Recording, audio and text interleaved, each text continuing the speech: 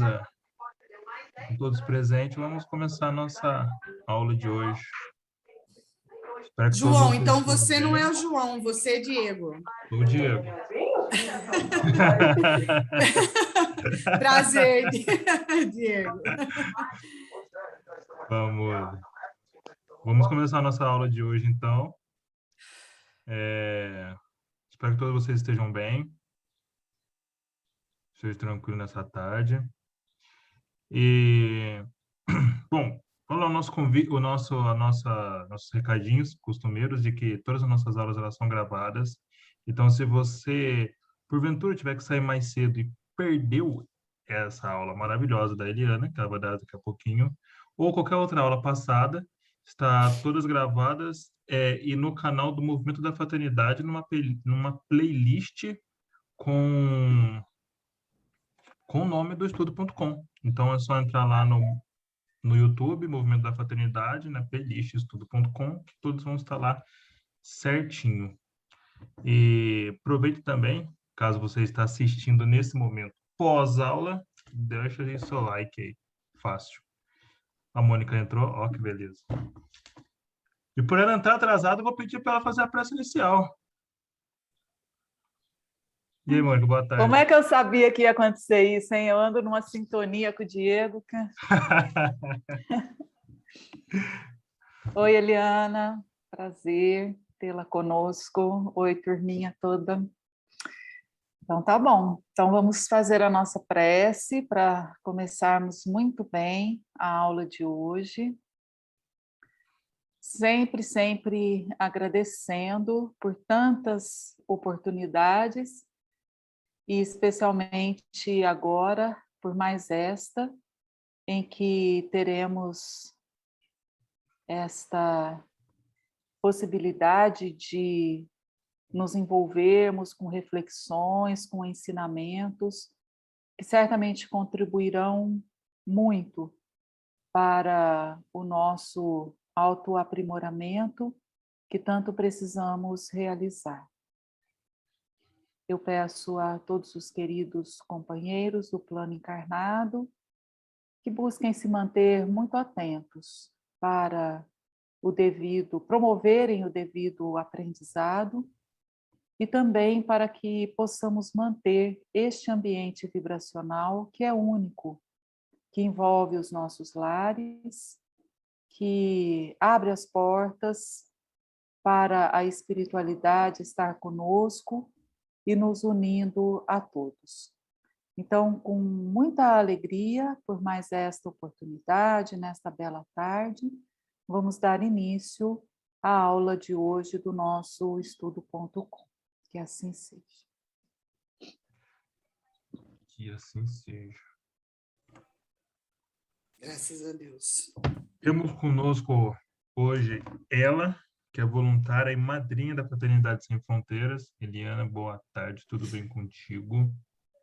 Boa tarde para quem ainda não tinha chego quando eu entrei aqui, a gente já começou as brincadeiras, boa tarde. Como funciona a dinâmica, Diego? Então, normalmente a gente faz 45 minutos aí, 40 minutos de conteúdo e os outros 15, 20 minutos aí aberto para perguntas, discussões, enfim. Mas aí vai da maneira como você preferir. Se você quiser intercalar aí, da maneira como você se sente mais confortável. Tá bom. Tá bom? Muito obrigada, viu? Eu que agradeço. Agradecer muito a Deus, né? Muito, que a cada instante desse, né, ao qual, por algum motivo, eu caio na memória ou na lembrança de alguém, sou chamada, eu me sinto confrontada, né? Confrontada com a própria Eliana. E nesse momento de confronto e de grande dúvida e de grandes, né, frio na barriga, um frio na barriga gigante, eu estou me sentindo na pré-caravana, né, o dia quando eu marco um encontro com os padrinhos para a gente ir para Moçambique. gera para mim um turbilhão de emoção muito grande, de medo, de dúvidas, porque a gente não sabe quais são as pessoas que nós vamos encontrar, quais são, né? Apesar de ouvirmos sempre, somos todos irmãos, somos todos iguais, mas a gente vive encarnados, cheios de medo, né? Então, eu confesso a vocês que estou assim, né? Mas eu sei também, né? Eu venho vivendo esse confronto, né? Com a própria Eliana e com toda a espiritualidade que me acompanha, né? E nessa hora eu tenho certeza absoluta, né? Da multidão que nos acompanha agora e que me acompanha,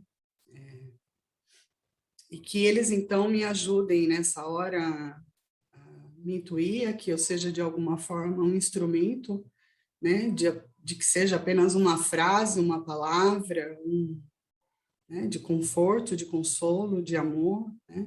Eu não consigo falar sobre as pessoas ou sobre o trabalho, né, ao qual me propus a fazer. Eu consigo falar de Eliana, né? Então, quando eu vi aula, e quando eu vi aula de novo agora, a barriga gelou mais ainda. Eu falei, meu Deus do céu, e agora? Aula, e agora? O que eu faço? Mas, enfim, durante a prece, eu disse, qualquer que seja o nome, diga com o seu coração, né? Sempre com o seu coração. Depois que comecei o trabalho junto à fraternidade, né? As caravanas para Moçambique, a gente vai falar um pouco disso depois. Eu deixei, não que eu tenha deixado de me importar, o que tenha importância a teoria e as escritas, né? Óbvio, evidente que isso é muito importante para nos ajudar, né, a nos mantermos no caminho. Mas vivendo com os nossos irmãos moçambicanos, eu descobri que o sentir, né, o viver aquela história, para mim, tinha muito mais importância do que a história que eu conhecia, né? Tanto que Mary talvez tenha sido testemunha disso em alguma situação, quando começo a falar de Moçambique, durante a caravana, e principalmente na chegada, eu nunca fui ler a história de Moçambique, né? Eu não queria saber da história de Moçambique escrita, eu queria saber da história de Moçambique sentida, né? Então, eu prefiro ouvir das pessoas, né? A história delas ou de Moçambique, da forma como elas viram, né? Como elas sentem. Então, quando fui chamada, e fui chamada com um tempo, né, enorme, e que podia ter me preparado, né, de todas as formas possíveis, com os textos e com os slides e com tudo. E a gente fica naquela dúvida, o que você vai falar, o que eu vou falar, qual é o texto que eu vou levar, sobre o que eu vou falar. E eu ouço, né, nas minhas intuições aqui, pelos que me acompanham, que não são tão bonzinhos assim comigo, mas talvez porque eu mereça que eles me tratem um pouco assim, né, no tranco e barranco.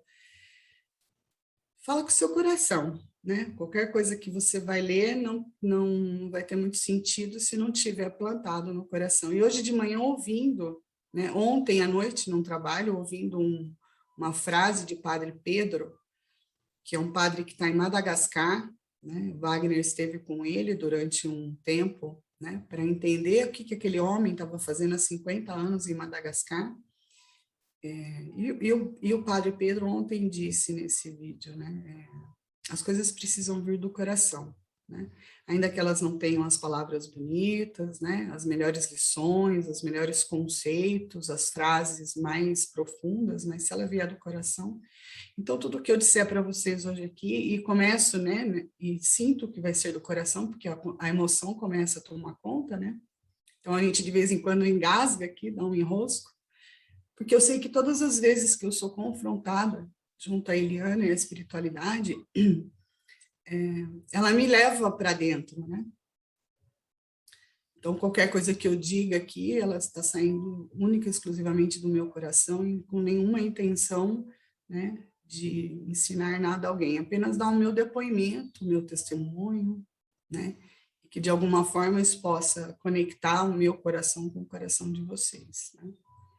Mas o tema tinha, né, a gente precisa de um rumo, né, não dá para ficar falando aquilo que se quer só, nós tínhamos um rumo, que é o trabalho voluntário, e sempre me pergunto o que é esse trabalho voluntário, né, que a cada caravana que eu faço, ou a cada vez que eu estou num trabalho, eu tenho um conceito diferente, eu entendo de uma forma diferente. E uma forma não exclui a outra, porque seria muito fácil, né? Então, eu entendo de uma forma, de repente eu entendi de outra, falar, não é daquele jeito, é desse. Aí o conceito fica formado de novo. E aí a gente vive mais um pouquinho e diz assim, não era aquilo, é isso. E não é isso que acontece. Eles vão se complementando, cada hora uma coisa, cada hora de um jeito, né? Então, nós, né, dentro de uma doutrina, daquilo que a gente, independente aí, né, de que todos estejam, né, dentro da doutrina espírita, a gente ouve muito falar, né, sem caridade não há salvação, mas isso é uma frase pronta, enquanto nós não sentirmos isso profundamente, né, talvez não tenha muito sentido ainda a frase. Mas o trabalho voluntário, quando me coloquei, né, e vou dar uma estatística para vocês, porque eu pergunto isso dentro da caravana, 90% das pessoas que vão para uma caravana, que foram comigo, né? Vou falar das minhas caravanas, foram motivadas por uma dor. Às vezes uma dor física percebida no ambiente, né, encarnado, ou às vezes por uma situação da vida, e outras vezes por uma dor espiritual que ainda não sabe entender o que é isso, né? Mas um vazio, um buraco. E a gente acaba percebendo, né? E falo isso muitas vezes, que a dor do outro acaba sendo a nossa cura. Não que para isso o outro tenha, né, que passar por alguma situação, mas que ele passando por uma situação, na verdade, quando a gente se coloca ao lado dele, a gente encontra as nossas próprias curas, né? Então, o trabalho voluntário, ele é uma cura para mim, né? Então, ainda num processo, talvez, ainda num processo um pouco egoísta, né? Eu sinto a minha cura espiritual, a minha cura como ser humano, a minha cura como humana, né? No trabalho voluntário, no trabalho... Para aqueles que... E aí também, né, nessa história de trabalho voluntário, eu digo, mas quem é que está sendo ajudado, né? Você está indo levar alguma coisa material, você vai ainda com esse intuito, né, de tirar a fome das pessoas, né, de tirar as pessoas um pouco né, da escuridão, onde, por algum motivo na vida dela, ela precisou passar por aquilo, mas profundamente, quem é o curado, né? Quem é o ajudado?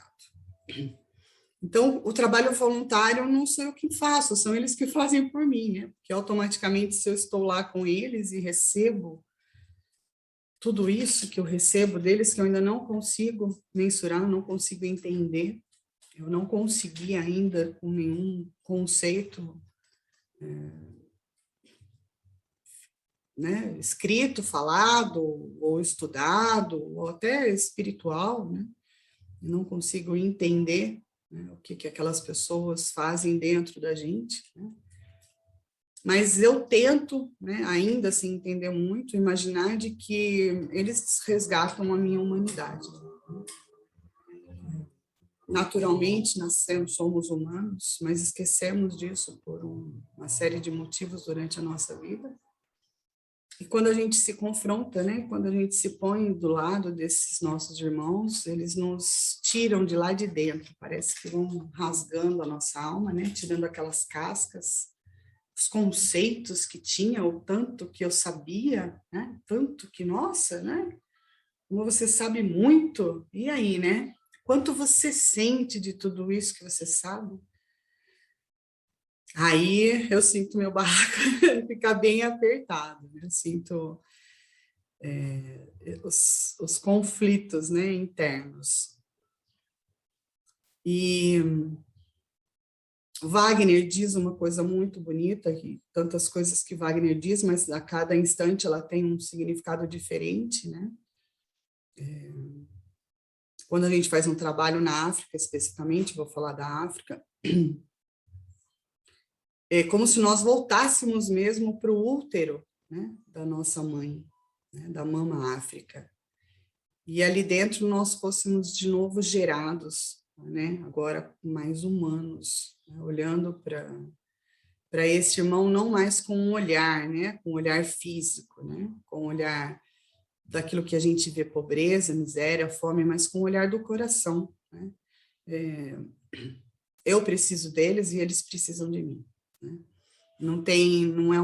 Não é um desequilíbrio onde só eles precisam de mim, né? Tanto que nós poderíamos, né, e, como ainda também é necessário, mas eu, Eliana, poderia só fazer a minha parte material, né? Fazer a minha contribuição material daquilo que, tendo a certeza do que seria atendido lá, né, pela confiança que eu tenho na instituição. Mas isso não me satisfez mais, né? Eu precisei ir para lá, né? E aí não bastou eu ir para lá, eu precisei voltar para lá. E não me bastou voltar para lá uma única vez, né? Eu preciso viver lá com eles, né? Então, dentro dessa necessidade de viver lá com eles, eu sou a parte que mais preciso deles, né? Uma certa vez eu, lendo uma matéria, eu não vou me lembrar qual era, mas tinha um texto que na hora me incomodou e depois me fez refletir, né? Agressivo até o texto, quando dizia assim, né? Esse trabalho que a gente faz, não era no meu caso, e nem no caso da fraternidade, estava se referindo a uma outra pessoa que estava fazendo também um trabalho na África, e que estava fazendo um papel, então, do branco salvador, né? Que quando a gente usa o verbo ajudar, já nos coloca numa posição de poder, né? Aquele que pode ajudar, então, significa que tem mais, né? Então, esse verbo ajudar, ele não... Profundamente, ele já não tem mais sentido, né? Porque ele nos coloca numa posição de que eu posso ajudar, né? Então, quem precisa é você e eu posso fazer por isso. E esse texto, quando ouvi isso, me fez pensar muito sobre isso, né? Se existia realmente dentro de mim algum sentimento de salvadora, né? De alguma situação, e não só especificamente da África, mas de qualquer outro projeto.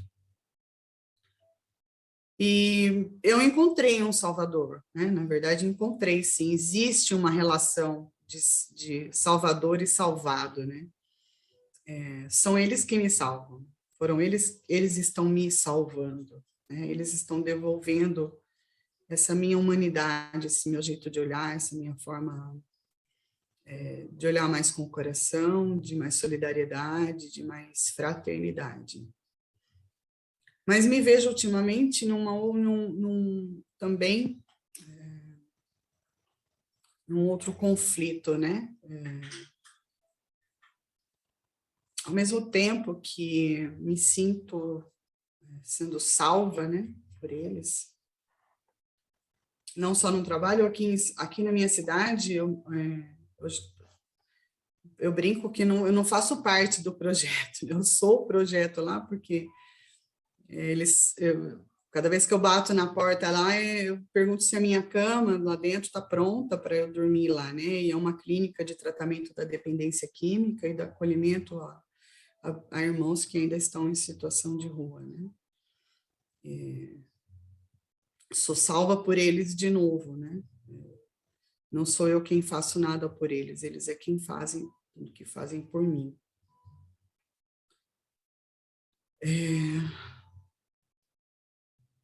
Me perdoem, né? Porque às vezes eu fico realmente muito emocionada, porque talvez dentro desse meu salvamento eu precise muito disso, né? Eu preciso ainda sentir muito essa emoção, preciso sentir todos esses irmãos que por algum motivo hoje vivem, né, do meu lado. Hoje eu preciso muito deles, por algum equilíbrio, né, que a gente busca nessa vida através do contato com eles.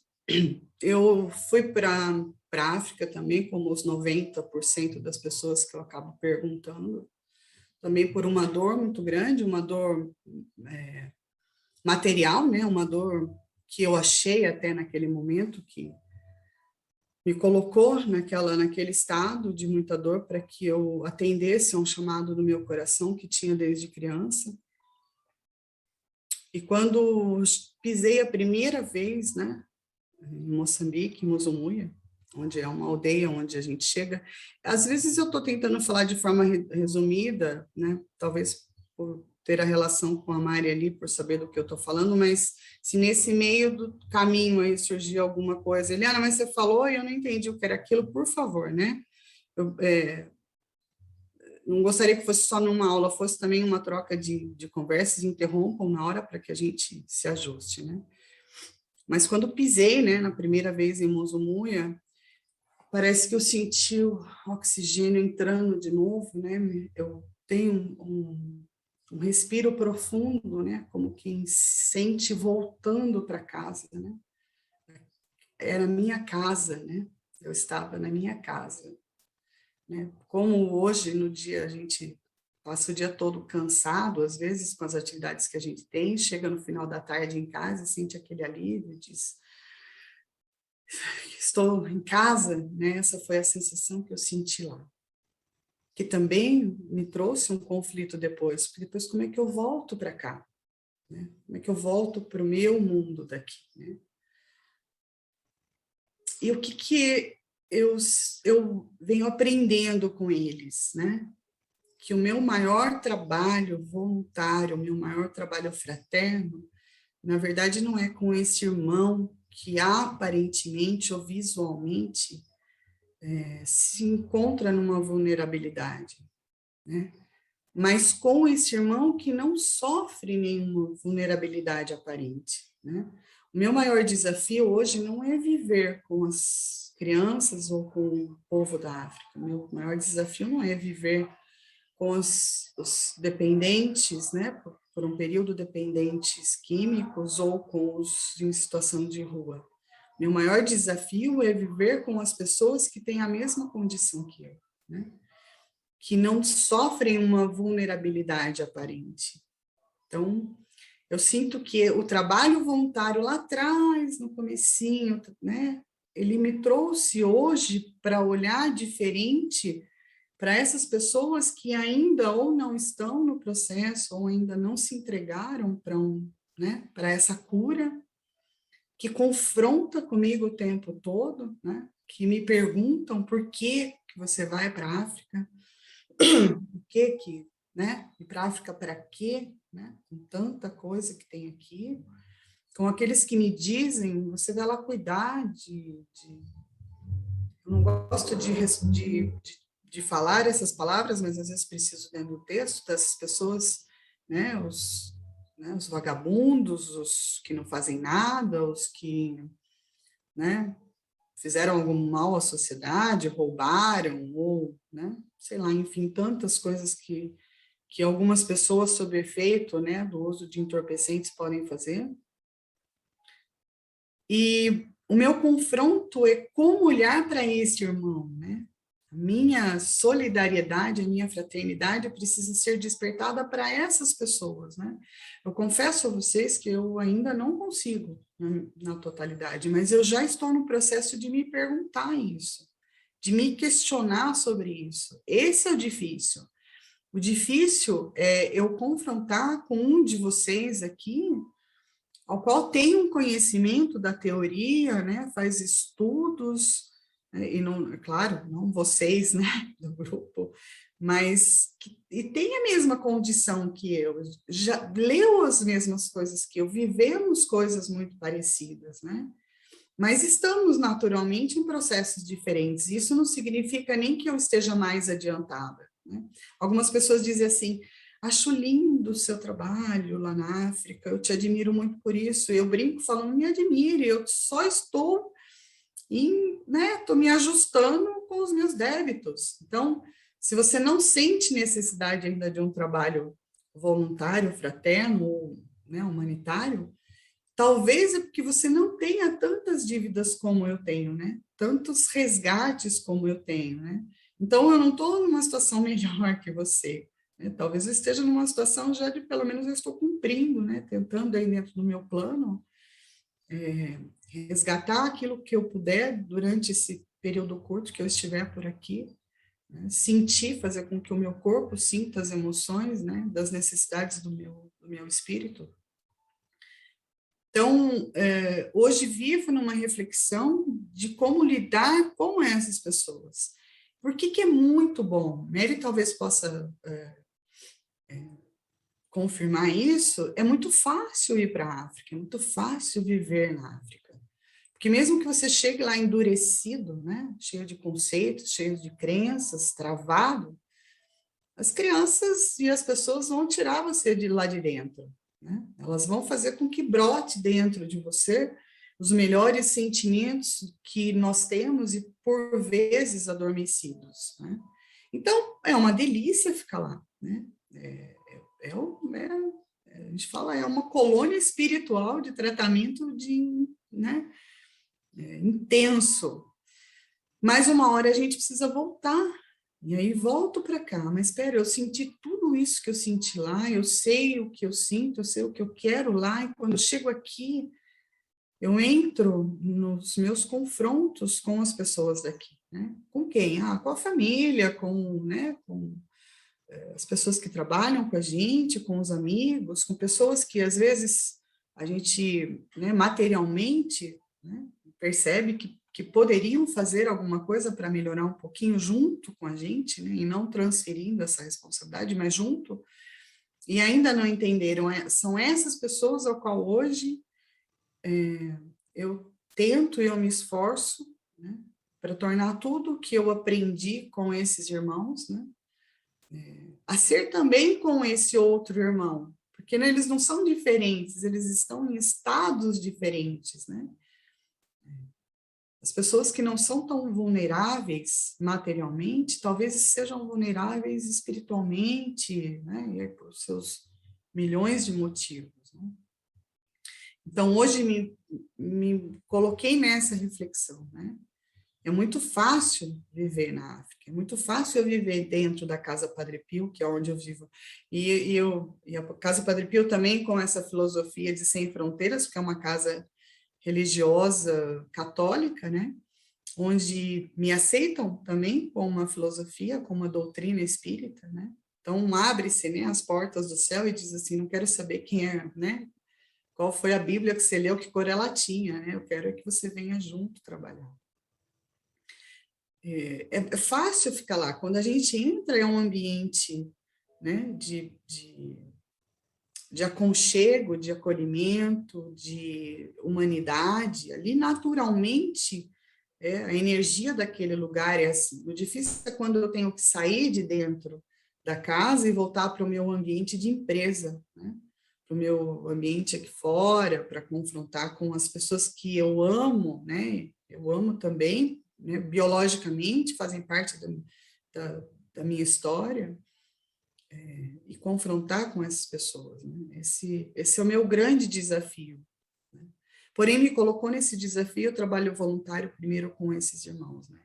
Então, entre essa relação entre nós, eles são, para mim, né, tanto os acolhidos da Casa Padre Pio, dependentes químicos e pessoas, né, irmãos em situação de rua, quanto as crianças e a toda a população, todos os irmãos que eu encontrei na África, né, são os meus salvadores. Então, o que eu queria trazer para vocês era a inversão dessa relação, né?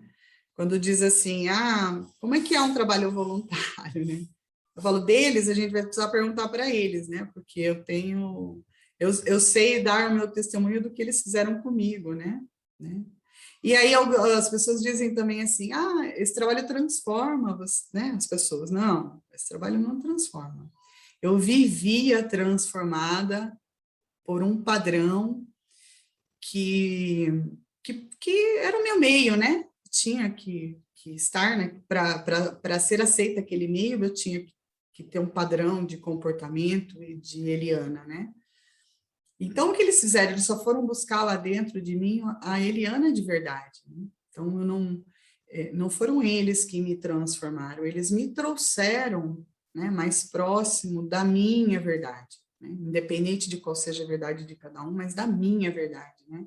Eu me sinto muito melhor hoje, me sinto mais humana, hoje me sinto mais resiliente, hoje eu me sinto mais em paz, né? Eu estou mais em paz. Hoje de manhã, num trabalho que nós estamos fazendo nessa casa de acolhimento, a gente está fazendo um trabalho de divulgar esse trabalho, né, que é feito lá dentro, porque as pessoas não conhecem, as pessoas têm ainda um grande preconceito com esse tipo de trabalho. E escrevi do coração, né? Antes eu sabia de muita coisa, né, e não agia. Isso me trazia um buraco, eu sentia um buraco muito grande, um vazio muito grande, né? Hoje fazendo, ainda que muito pouco, bem pouco, mas eu já não tenho mais esse vazio no coração, né? Eu já sinto o coração preenchido. Cabe muito mais, mas ele já não está mais, né? Não me dói mais, o buraco não me dói mais, né? A ferida do buraco não me dói mais, ainda que existam muitas feridas, mas essa não me dói mais. Então, esse é o meu testemunho do que faz um trabalho voluntário, né? E passa a ter um pouco mais de sentido, né? A nossa frase, que não há salvação sem caridade, né? Coloca de novo a relação, né? Então, quem é que é salvador, né? Se para eu ser salvo eu preciso agir, né? Então, quem é que está salvando quem, né? Esses irmãos se propuseram, né, a viver nesse período de tempo com a gente, numa forma vulnerável, né? Se propuseram a viver de forma vulnerável para que pudessem despertar em mim, né, a minha humanidade. Então, quem tem que ter todos os méritos, todas as luzes, todas as divindades são eles, né? Eles são infinitamente muito mais corajosos que eu quando se propuseram aos planos de como viver nesse nosso período, né? Talvez eu não conseguisse isso, né? Talvez eu não tenha tido a coragem de fazer o que eles fizeram, né? Eu me proponho a viver num ambiente sem água e sem comida, para salvar os meus irmãos que possuem água e comida, né? Esse plano feito, para mim, tem um mérito gigante, né? E por que eu digo assim, mas como é que fizeram um plano, né, para passar tanta necessidade física, né? Como é que você acha, Eliana, que eles concordaram com isso, né? É claro, dentro dos resgates, né, deles. Eu posso afirmar para vocês com a maior sinceridade do mundo, eles são muito felizes. E aí a gente não consegue entender essa felicidade. Se não for dizendo, eles estão cumprindo com aquilo que planejaram, né? E eu não estava cumprindo com aquilo que eu tinha planejado. Então, eles me colocaram de novo nos meus planos. Estão colocando, né? Porque eu ainda não... né? Eu só vou saber quando chegar lá e prestar conta disso. Ainda põe o pé um pouquinho, tiro o pé um pouquinho, eles me chamam de novo, volta para cá, não sai da fila não, que você está aqui. Então é isso, esse é o meu depoimento, né? Esse é o meu coração, esse é um pouco da Eliana, né? Uma Eliana conflitante, mas um conflito hoje que não dói mais, mas um conflito que me impulsiona, né? Que me desmonta, que me desconstrói, que reconstrói. Aí quando eu acho que está tudo, né, entrando nos eixos, sai tudo dos eixos de novo, né? Mary sabe disso, falei algumas vezes, cada caravana, cada pessoas que eu encontro, eu me reconstruo de novo, né? Encontro pessoas de todos os lados, né? De todas as culturas, de todas as histórias, de todas as experiências, de todas as dores, e a gente é colocado tudo num único lugar, né? Onde diz assim, pronto, né? É só amar, não precisa fazer mais nada, né? Não precisa ler, não precisa estudar, não precisa horas de oração. Não que eu dispense as horas de oração, não significa isso. É só amar, né? Ame. ame o seu próximo, ame quem está do lado, se ame, esse é o meu maior desafio, me amar, né? Cuidar de mim também, cuidar da minha casa, cuidar dos meus filhos, né? Isso eram coisas que nem isso, né? Sequer eu tinha esse olhar. Né? Todo mundo achou que a primeira vez quando eu cheguei da África, porque a primeira vez eu fiquei 60 dias lá, que eu ia vender a minha casa, né? Ia vender meu carro, e eu ia dar comida para meus filhos uma vez por dia, porque afinal de contas eu vivi com pessoas que comiam a cada 3 dias. Então, muito pelo contrário, né? Eu aprendi com eles que não importa em qual processo eu esteja, eu preciso valorizar e ser grata por aquilo que eu tenho. Não está errado em eu ter nada e hoje eu alimentar os meus filhos por 3 vezes ao dia, mas eu preciso valorizar demais isso.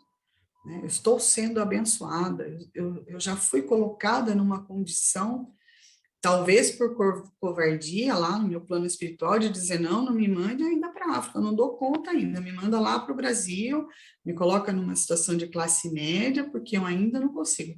Pode ter sido, né? Não vou questionar nada disso, mas que eu aceite a forma como é, né? Seja ela qual for, aceito a forma como é.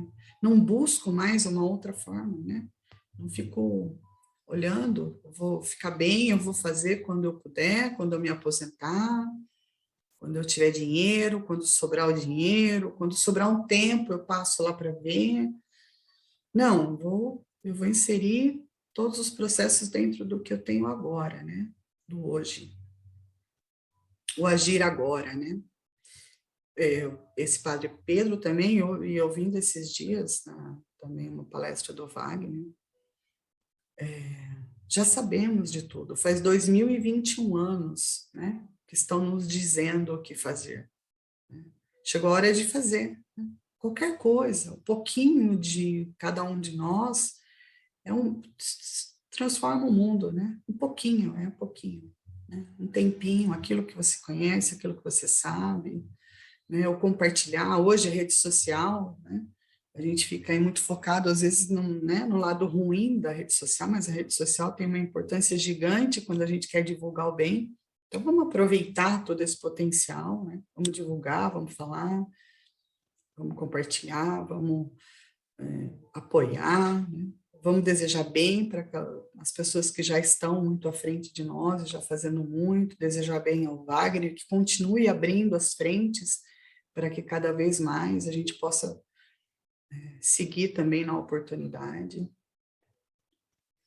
É isso, queria abrir aí com vocês, para vocês perguntarem, né, fazer aí um paredão, se tiverem alguma coisa, se tiverem, né, se eu for falar de África aqui, ou de Moçambique, ou dessas experiências, vocês vão ter que esticar, né, os horários aí, porque eu começo a falar de caravana, de África, e de padrinho, e né, do que eu vivo lá, é bastante coisa. Então,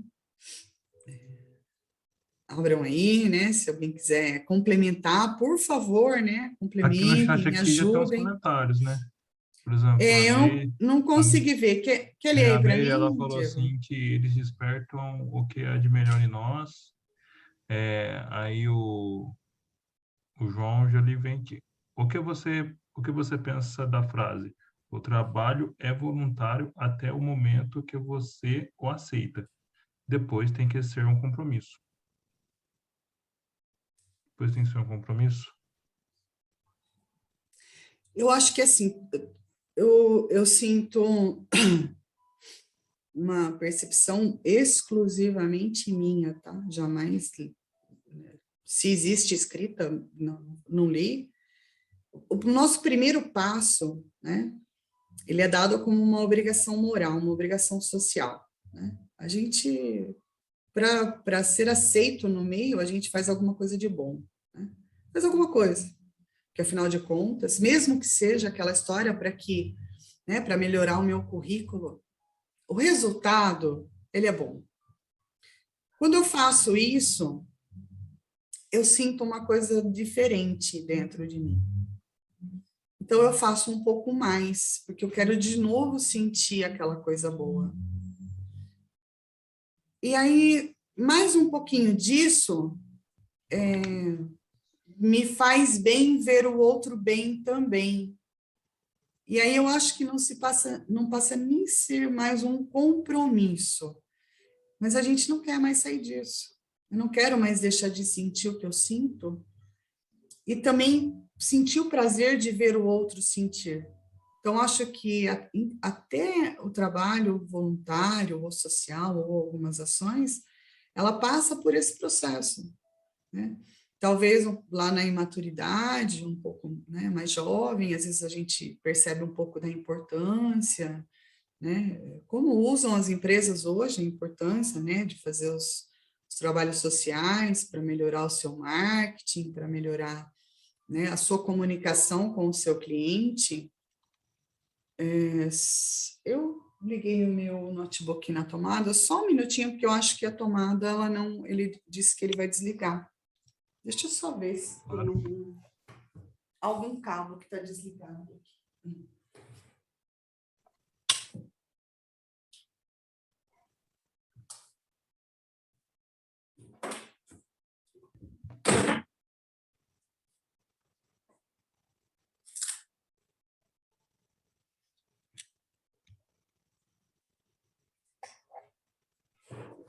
Vocês me deem um minutinho, eu só vou trocar de tomada aqui, vou trocar o notebook, é só virar ao lado da sala aqui, tá? Só um minutinho.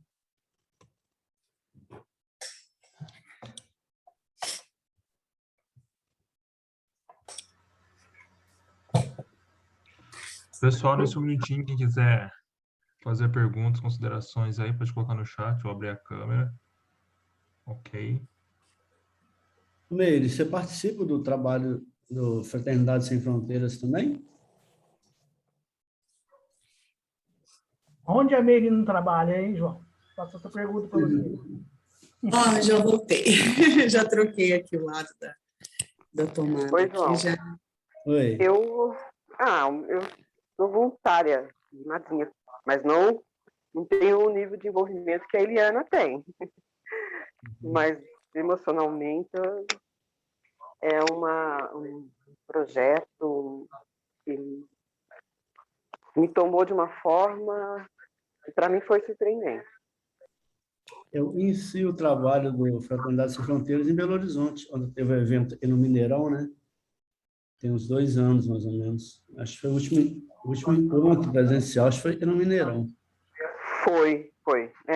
Eu participei também, Eliana. Vocês estiveram aqui em Belo Horizonte também? Sim, e interessante, João, que assim, o que nós encontramos de espíritas, de pessoas do próprio movimento da fraternidade, é surpreendente, sabe? A gente, porque tem uma conexão muito grande, né? É certo que a Fraternidade Sem Fronteiras não é um movimento religioso, né? A gente não tem sem fronteiras mesmo, né? Inclusive de religião. Mas a busca da fraternidade é a mesma que nós temos no movimento da fraternidade. Então, é um ponto de conexão muito grande que existem, né? Eu conheci o Fraternidade Sem Fronteiras pelo Rivail. A primeira pessoa que falou sobre isso quando estava no primeiro ano de existência. Não tinha nenhum ano a Fraternidade Sem Fronteiras, e o Rivail comentou sobre isso lá na cidade, numa reunião na cidade da fraternidade mesmo. Então, já existia, né, uma conexão grande. Eliana, você já está em Apóstolos? Eu estou. O meu notebook avisou que, por algum motivo, a minha bateria está danificada. Se eu cair, eu estou com o celular na mão, eu conecto de novo já pelo celular, tudo bem? Não vou tentar resolver isso agora, porque corro o risco aí de agora acabar tudo de uma vez, né? Mas se por acaso aí fechar minha tela, aí o Diego fica atento que eu faço o chamado, já está aqui na ponta da agulha pelo celular, então é um segundinho. Então, acho que como eu estava falando para vocês, eu acho que até o trabalho voluntário, ele passa por esse processo, né? E eu acho que depois que a gente planta essa sementinha dentro do coração, né, a gente sente profundamente essa importância, acaba não virando um compromisso, mas né, não quer sair mais, eu não quero mais deixar de sentir o que eu sinto, eu quero sentir cada vez mais, né? Quero cada vez mais ter as emoções que eu tenho quando eu estou na África, quando eu estou na Casa Padre Pio, né? Eu sinto saudades de estar lá, eu sinto vontade, porque são sentimentos bons, né? que me vêm. Então, eu acho que não seria um compromisso, assim, mas a gente entra no processo de não quer mais parar. Alguém perguntou se pode falar. Foi isso? Sou eu. A gente vê que hoje as empresas, elas também valorizam muito os profissionais que trabalham com serviço voluntário. Os currículos também, eles são, quando são mencionados trabalhos voluntários, essas pessoas, elas têm como eu vou dizer, ela tem um quê a mais, né, dentro do olhar de empresa. E isso eu acho bastante interessante. E a sua fala, que o momento é agora, é muito real, por conta que a necessidade, ela é agora. Ela não é uma coisa assim para você pensar, amanhã eu resolvo isso, mas você dormiu no quentinho, você jantou, você teve tudo ao seu alcance, mas para o outro, um dia a mais é muito complicado. Quando a gente se depara de forma muito próxima a dor da fome, né, as coisas se tornam urgentes. Né? A dor da fome, ela está acontecendo agora. Ela não vai acontecer amanhã de manhã. Uma criança que come a cada 3 dias um prato de shima, porque a gente fala assim, come a cada 3 dias, ela não vai comer um prato de arroz, feijão, um ovinho frito, uma farofa e uma verdurinha. Não, a cada 3 dias ela vai comer um prato de shima, né? Única e exclusivamente com cacanha, que é uma planta rasteira, né? Na época da seca, que nasce na areia, né? Então, para nós seria mato. Então, quando a gente vive isso de perto e vê que isso ainda em 2021, quando o nosso mundo explode, né, de produção, de tecnologia, de medicina, enfim, né, onde a capacidade humana, né, a gente consegue tanto, e ainda lá atrás, ainda existe uma criança, uma vovó, uma mãe, né, que ainda está sentindo uma dor tão quase inexistente, né? Para nós não é possível alguém passar fome nesse, né? Mundo que se bate recordes de produção, né? Que a tecnologia traz solução para as doenças mortais, né?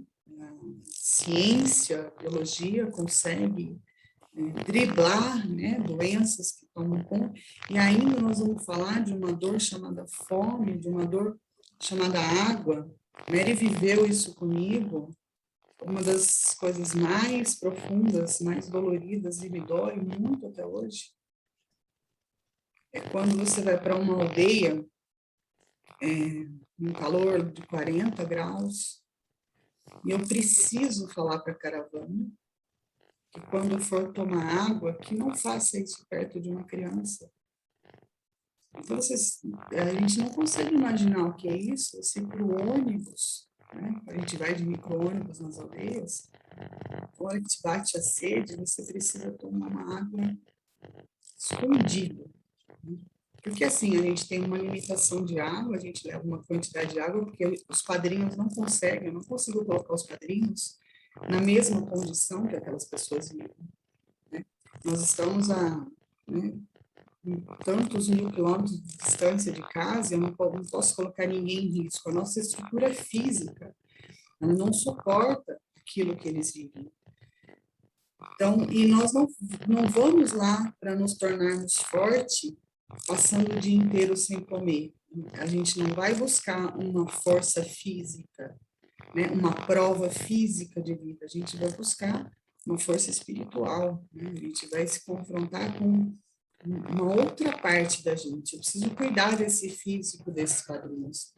Então, nós temos uma limitação de água, uma água suficiente para que esses padrinhos, dentro desse processo nosso, não passem mal, não se desidratem, que eu não precise sair de uma aldeia a 900 quilômetros da capital, né, para acudir uma pessoa porque ela ficou sem tomar água. Então, é uma responsabilidade da instituição cuidar de tudo isso, né? E quando a gente chega numa aldeia pequena, em Moçambique, a gente encontra 400 crianças. Quando é dia de caravana, elas aparecem 800 crianças. Então, a gente nunca tem uma medida exata. A gente tem um registro de ter 400 crianças, mas eles sabem que a caravana vai chegar, porque a comunicação deles é que nem abelha, né? Eles vão vibrando. E é claro, eles querem ficar com a gente, eles querem ver a gente, eles querem abraçar, eles querem também nos recepcionar, eles querem fazer festa. E nós não teríamos condição de levar a quantidade de água suficiente para todos. Também não seria justo levar para alguns e não para outros. Então, imagina que fica isso na cabeça, né? Então, essa hora que bate a sede, e você tem que ir para o ônibus para tomar um gole de água, porque aquela aldeia não tem água suficiente para todos. Posso falar? Por favor. Por favor, antes que eu comece a chorar. Vou te dar um tempo, hein, Liana? Dá um fôlego. Gente, a sensação é horrível, horrível. A nossa caravana passou isso, que a gente tinha dentro da van uma caixa, né, de isopor com água geladérrima, né? Que é o que a Helena falou, a gente não teria como suportar viver como eles vivem. Nossa constituição física não se adapta a isso. Então, ali tinha. E aí nós entramos numa das aldeias, uma das meninas, não sei quem foi, entrou para beber água e as crianças, elas querem ficar grudadas com a gente o tempo todo. Então, curiosas que são, elas viram a porta aberta, né, por um descuido, porque a gente fecha a porta por aqui. Ela entrou e quando ela viu aquele tanto de água gelada, os olhinhos dela brilhavam e a menina começou a chorar. Eu acho que foi a Regina, se eu não me engano. A Regina começou a chorar. Ela falou, mas como que eu não vou dar? E claro que ela deu, né, a água para a menina. Até porque, assim, era uma aldeia que tinha água, não era uma aldeia que não tinha. Mas com aquelas dificuldades todas, né, do posto, de ter que pegar. E a água não era gelada como a nossa, enfim. Mas são umas coisas que partem mesmo no nosso coração. A gente não tem, assim... é muito, muito doloroso. E eu queria voltar, Eliana, um pouquinho, a pergunta que o João fez sobre se a partir do momento que a gente desperta, né, como voluntária, deixa de ser um voluntário para ser um compromisso. Eu entendo que sejam, assim, para quem entra, naturalmente o envolvimento faz com que você se comprometa. Para a instituição, ela precisa que a gente assuma esse compromisso, porque a instituição assume responsabilidades, ela amplia os atendimentos, e aí estou falando de movimento da Fraternidade Sem Fronteiras, da comunidade aí, né, que você trabalha, e todas as outras instituições que fazem trabalho assistencial. Elas precisam de ter um mínimo de segurança de que aquele trabalho terá continuidade. Então, nesse sentido, o compromisso de cada um é muito importante. Se a gente assumir um compromisso de estar uma vez por semana numa casa, trabalhar como voluntária, aí num lar da terceira idade, numa casa que faz acolhimento de crianças, naquele dia, naquele horário, a instituição precisa confiar que a gente vai chegar no dia e no horário. Se a gente faz uma doação mensal, seja, a instituição precisa ter a segurança de que naquele dia aquele recurso financeiro vai entrar. Então, nesse sentido, João, deixa de ser assim, eu vou quando eu quero, eu contribuo esporadicamente, que também ajuda muito, mas a instituição precisa mais do que de vez em quando. Ela precisa ter um pouco mais de segurança para desenvolver as ações. Acho que nesse sentido é compromisso mesmo. Eu também penso dessa forma, assim, né? Porque Às vezes, quando a pessoa também às vezes está iniciando esse processo de voluntariado e tudo, né? Ela acha que se ela não for, não tem problema, né? Às vezes não é bem assim. Eu tenho duas reflexões nesse sentido. O trabalho voluntário, ele é o mais caro que existe. Porque com a bandeira de voluntariado, as pessoas confundem a liberdade de fazer o que eu quero, do jeito que eu quero e quando eu posso, né? E isso complica, né? Como a Mário falou, sensacional, né? As pessoas, as instituições vivem, né, de manutenção de tudo isso. E aí me traz a mensagem do pastor Milton. Pastor Milton, um pastor evangélico que mantém, que administra uma clínica de dependentes químicos e também moradores de rua em Campo Grande. Hoje acho que é a maior clínica da América Latina, são mais de 300 homens. E o pastor Milton, uma vez no nosso grupo, colocou um videozinho que diz assim: quando eu faço um vídeo pedindo um saco de arroz, que eu não tenho um saco de arroz, eu tenho 300 homens para alimentar, eu estou sem arroz, ele diz: eu tenho 5.000 curtidas, mas eu não tenho nenhum quilo de arroz. Ele falou: nós vivemos num mundo onde a gente precisa despertar a nossa espiritualidade, a nossa humanidade, mas esse mundo é capitalista. Eu preciso abraçar esse meu irmão com amor, mas ele precisa comer arroz. Para comer arroz, eu preciso de dinheiro. A gente precisa quebrar essa barreira do dinheiro. Para manter uma instituição funcionando, eu pago água, eu pago luz. Na casa Padre Pio, são 22 homens que tomam banho todos os dias, que escovam os dentes todos os dias, que dão descarga no banheiro, e isso tem um custo, né? Quando acende a luz à noite, tem um custo, isso é dinheiro que paga, não é o abraço. O abraço é extremamente importante, faz parte disso, mas eu preciso do dinheiro para pagar a conta arroz. E o pastor Milton diz: eu tenho 5.000 curtidas e nenhum saco de arroz. Tem um desequilíbrio nisso, né? Então, o trabalho voluntário, às vezes, ele é o mais caro que tem, porque as pessoas vêm, levantam uma bandeira: sou voluntário mesmo, faço quando quero, faço quando eu tiver, faço quando eu puder. O que eu entendo também, ainda, né, algumas pessoas ainda num processo, né, a hora que, de repente, alguma coisa vai conectar o coração dela e vai fazer com que ela se envolva muito mais, né, cada um no seu tempo. Mas a gente precisa realmente agir, e agir assim, sem o romantismo, né? A Fraternidade faz um trabalho maravilhoso, de extrema credibilidade, porque a gente também vivemos por um período da nossa vida desconfiados das instituições, né? Das casas de atendimento, existem ainda, mas isso não significa que impeça de fazer outras coisas, né? Mas a Fraternidade, a gente alimenta a criança todos os dias comprando mais de 45 toneladas de comida por mês só em Moçambique. Só em Moçambique, hoje são 2 carretas de alimentos para que pelo menos a criança tenha uma alimentação por dia. Dinheiro, não tem outro jeito, tem que comprar. Tem uma pergunta aqui: o que você, do questionamento de muitas pessoas sobre realizar o trabalho na África quando temos tantos necessitados ao nosso redor?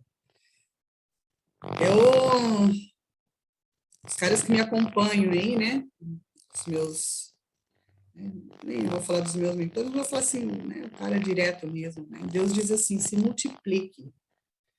Um trabalho não exclui ao outro, né? Se você está fazendo, se o seu coração está conectado com a situação da África, não te exclui da necessidade de fazer quando você tem conhecimento de alguma coisa aqui, que você também está conectado com alguma coisa daqui. Então, eu sei de uma conexão muito forte que eu tenho com a África, e eu sei de uma conexão muito forte que eu tenho com a relação da dependência química e alcoolismo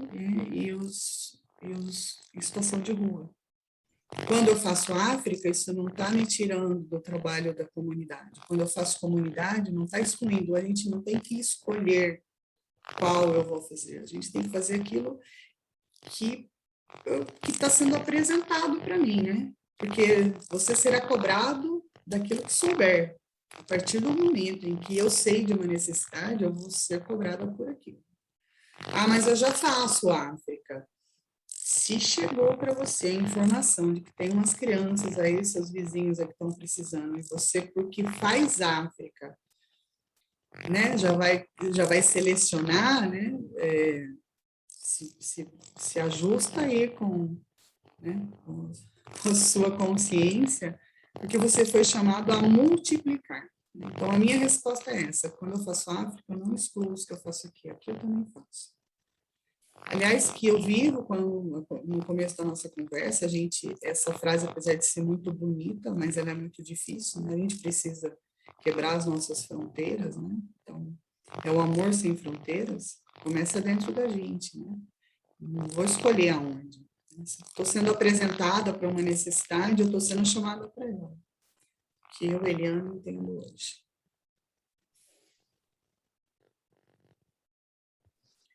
Eu penso que essa frase, ela também pode guardar algum comodismo da nossa parte, né? Não vou dizer que seja apenas isso, absolutamente, mas ela me leva a refletir sobre isso. Com relação especificamente à África, eu acho que o que a Eliana falou é o mais importante, né? Então, a Eliana, a Meire, né, passam esse sentimento mesmo de pertencimento, de se encontrar, né, como a Eliana falou, belamente, né? Nesse meu trabalho na África, tirou-se, né, de dentro de mim, né, nasceu, renasceu quem eu sou de fato e tal. E isso eu acho que é o mais importante, assim como, né, como a Eliana falou, me sinto comprometida, envolvida com o trabalho com os dependentes e tal, né?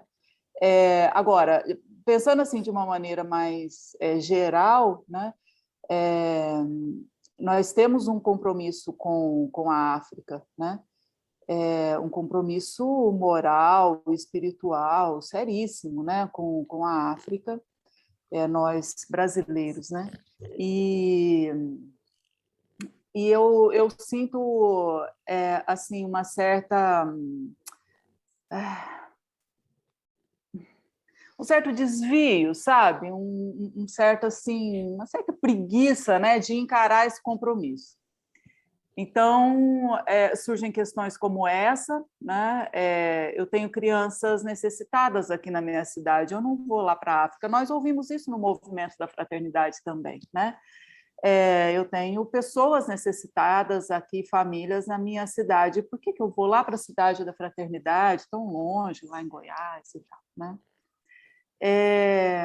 E a gente ouve também, com relação, aí voltando, né, à questão da África, dos negros, né?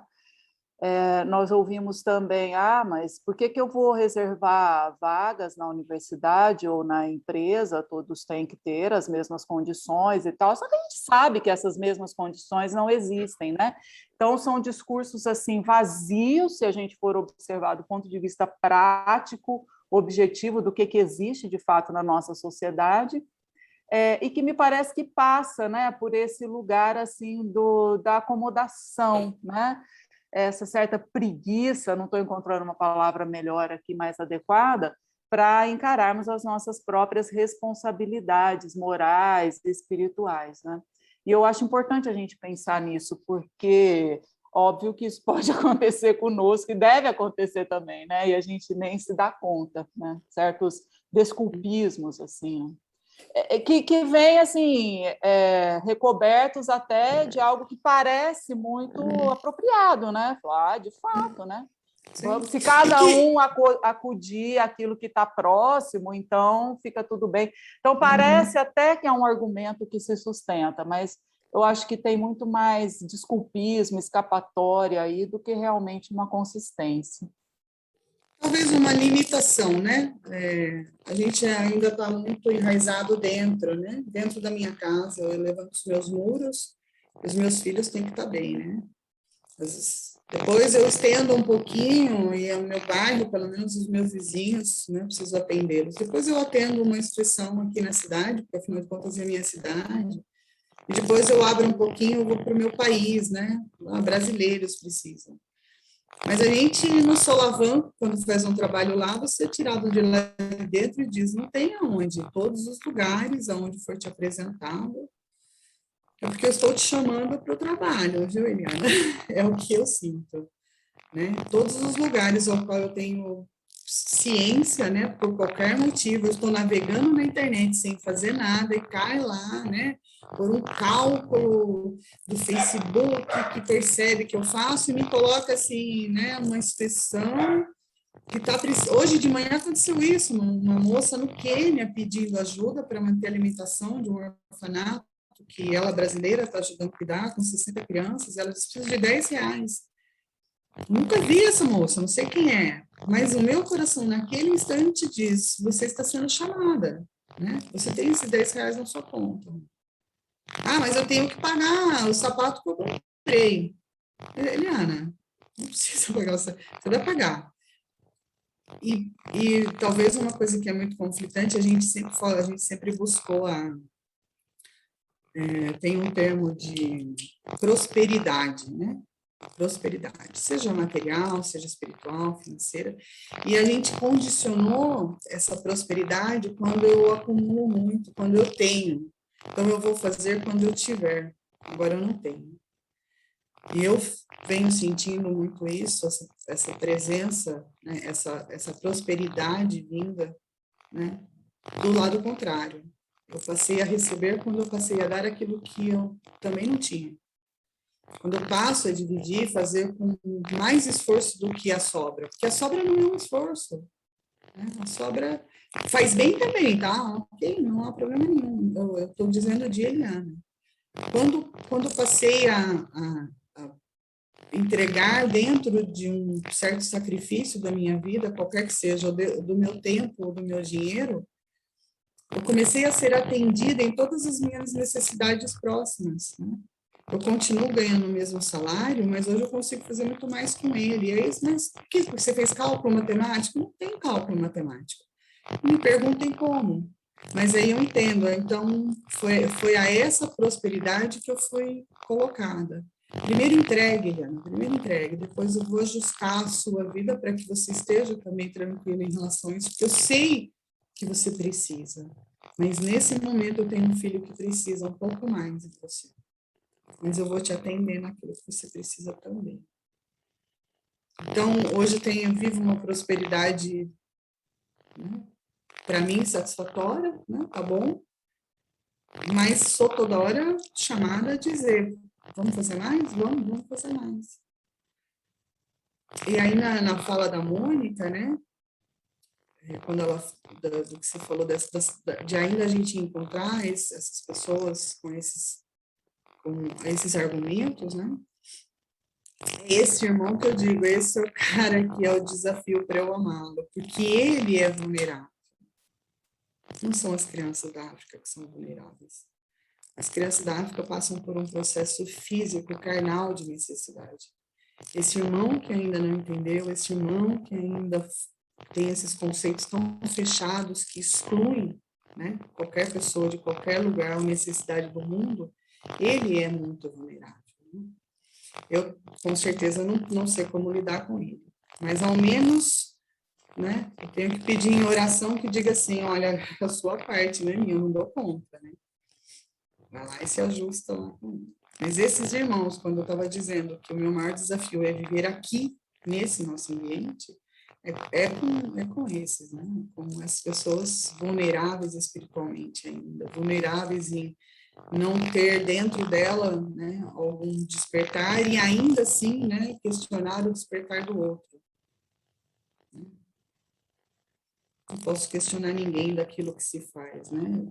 Eu brincando lá na África, quando dizem assim, mas e aí quando perguntam, por que a África? Por que você casou com esse seu marido, com tantos outros maridos que tinha para você casar? Porque, de alguma forma, o seu coração se conectou com ele. Não era o melhor cara, não era o que estava mais próximo, não era... e você casou com ele? Por que você casou com ele? Então, né, numa relação muito brincalhona, como nós começamos a história aqui brincando, por que você casou, cara? Por que você escolheu a profissão que escolheu? É porque eu amo ser enfermeira. Eu amo estar na África. Não tem uma explicação. Eu não preciso ter essa explicação. Né? Até porque eu já me questionei também muitas vezes, gente. Eu já também me perguntei, o que estou fazendo aqui? Aliás, muitas vezes, e faço até hoje, sentada debaixo da árvore, eu digo, o que você está fazendo aqui? Né? Do outro lado do mundo. Tem bastante gente pedindo para falar. Desculpa. Eu falei que se vocês deixarem, eu não tenho pressa de ir embora. Eu falo para o pessoal que está acolhido lá na comunidade, eles estão acolhidos em tratamento, eles não podem sair. A gente tem um trabalho na sexta-feira, né? Então, a conversa vai até as 9, tem dia que eu estou lá 11 horas, né? Eu falo, gente, eu estou falando demais, né? E eles brincam assim, ó, nós hoje não temos compromisso nenhum lá na rua, nós vamos ficar aqui, então você pode ficar também. Com referência à educação, à escola, como que funciona a preparação desses meninos? Porque é uma dinâmica muito ligeira, eles têm 5, daqui a pouco eles já têm 10, daqui a pouco eles já têm 12, e aí já estão entrando na vida adulta. Eu fico pensando assim, para que a gente ofereça, como que eles pegam essa vara para pescar futuramente e sustentar a sua prole? Qual é o olhar para esse grupo de criaturas? Com a ferramenta da educação. Você está falando lá na África, perguntando como é o processo lá. A missão principal, o objetivo principal, primeiro, né, porque uma coisa não exclui a outra, é você atender a emergência, né, ou seja, a situação da fome com a criança. Mas aí, quando você encontra a fome da criança, você encontra uma mãe com fome. Então, você estende um pouquinho esses braços. Aí, você está passando na aldeia, você encontra um vovozinho, né, um idoso, que está ali esperando só o tempo dele terminar. Ele não tem nem mais condição de buscar água, 10, 12 quilômetros. Você estende um pouquinho. Aí, então a criança vai ficar aqui sendo atendida até os 12 anos, né, que aí acho que vai entrar na sua pergunta. Aí ela faz 12 anos, você diz para ela assim, agora você volta para sua casa, você não vai mais comer. Não tem jeito. Você precisa começar a implantar os projetos para os jovens. Aí esse jovem faz 17, 18 anos, terminou o ensino médio deles lá, e aí eles falam, bom, então agora para de comer, tá? Para de vir aqui, porque agora, pô, você já tem 17 anos, não precisa mais. Não dá mais. A gente precisa atender esses jovens que estão indo para, né, foram tratados lá desde pequenininhos, cuidados ali, né, a gente vem acompanhando para que ele chegue nessa autossuficiência dele, a gente precisa ir até...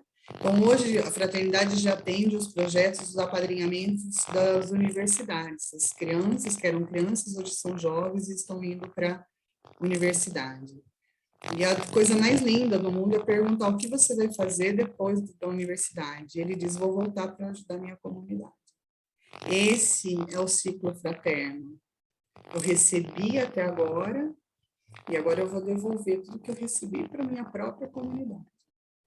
Então, a fraternidade, ela tem um foco muito claro, que precisa ter um foco, que é a criança em vulnerabilidade, órfã, mas ela não faz só isso, né? Ela tem que ir estendendo esses braços. Então, hoje, os idosos são atendidos nos projetos, as mamas são atendidas nos projetos, a geração de emprego dentro do projeto, isso é muito importante, a comunidade muda toda, levar água, ou começar de novo a cultura lá de trás do plantio, que para eles culturalmente, está dentro deles é o plantio, mas eles não têm essa condição de plantio. Uma seca, lugar sem água, região que há mais de 14, 15 anos não chove, então não tem água, você vai falar de plantio, né? Você vai falar de ensinar a pescar o quê, né? Então, a gente precisa primeiro dar essa mão para que as coisas comecem. Não é um trabalho de 1 ano, 2, é um trabalho, talvez, de encarnações. Porque é sem fronteira e a gente também não coloca fronteira no período. Seria também incoerente, né? 12 anos, agora você já tem 12 anos, não é mais criança, pode ir para sua casa e não vem mais projeto, não teve mais jeito. Precisamos começar a criar projeto para esses jovens. E hoje a fraternidade vai estendendo, né? Hoje, só em Moçambique, mais de 15 mil pessoas. Claro que 90% dessas 15 mil pessoas são crianças, mas são atendidas de alguma forma pelo projeto. Pelo menos comem, né? Algumas a gente já conseguiu estender mais, mas mais de 15 mil estão comendo pelo menos uma vez por dia. Respondi? Não sei se respondi, às vezes a gente... Respondi? Entendi. Tudo bem, obrigada. Muito obrigada. Não, se ficar alguma dúvida, por favor, né? Porque às vezes a gente perde um pouco o rumo da resposta. Esse ditado, né? Não dê a vara, né? Como é que é o ditado? Não dê o peixe, ensine a pescar. Esse é o ditado, né? Esse ditado, para mim, quando cheguei na África, ele foi um dos que caiu, né? Foi para água abaixo. Porque para que eu dê o peixe, que eu ensine a pescar, esse ser humano precisa estar vivo. Eu preciso primeiro que ele sobreviva, né?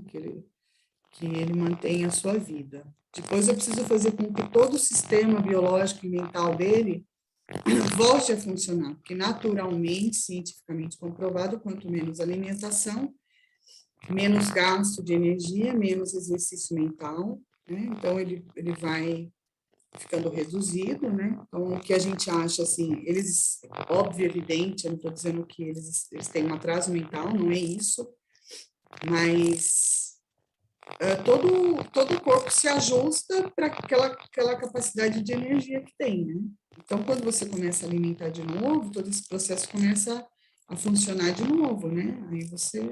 Aí tem condição de ir para a escola. Como é que vai para a escola aprender uma coisa se faz 3 dias que não come? Então, agora eu preciso dar comida. Não tem jeito. Não consigo dizer assim, vamos plantar primeiro para você comer. Não, se você não der comida, ele vai morrer. Tanto que é uma coisa muito dolorida quando a gente encontra uma criança em Madagascar, em estado